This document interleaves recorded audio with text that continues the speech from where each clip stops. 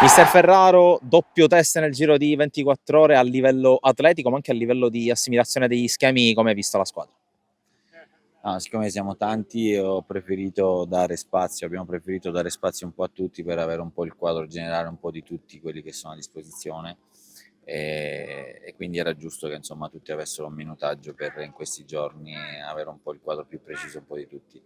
Ma diciamo che oggi parlare di schemi è ancora un po' prematuro, però abbiamo messo dentro un po' di principi che onestamente piano piano vengono fuori, si stanno cominciando a vedere, quindi sono contento soprattutto dell'applicazione dei ragazzi.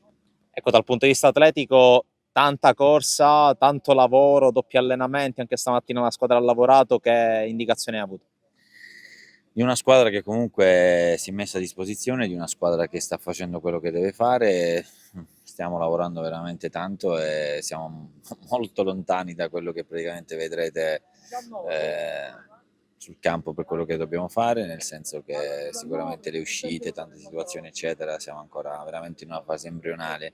però la predisposizione dei ragazzi è massimale e la cosa che interessa a me in questo momento è esclusivamente quella e piano piano mettere dentro minutaggio che comunque ti ritroverai poi più avanti.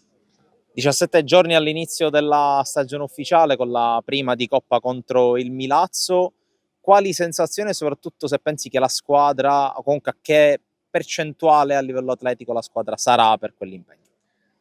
Ma se abbiamo la fortuna di arrivare al 60% saremo già contenti, nel senso che è proprio nel fulcro della preparazione, insomma, quindi da lì poi ci saranno ancora altri 15 giorni dove c'è la fase di smaltimento del lavoro e quindi arriveremo pronti, diciamo, per la prima e la seconda di campionato avremo sicuramente un'altra gamba, però per quell'evento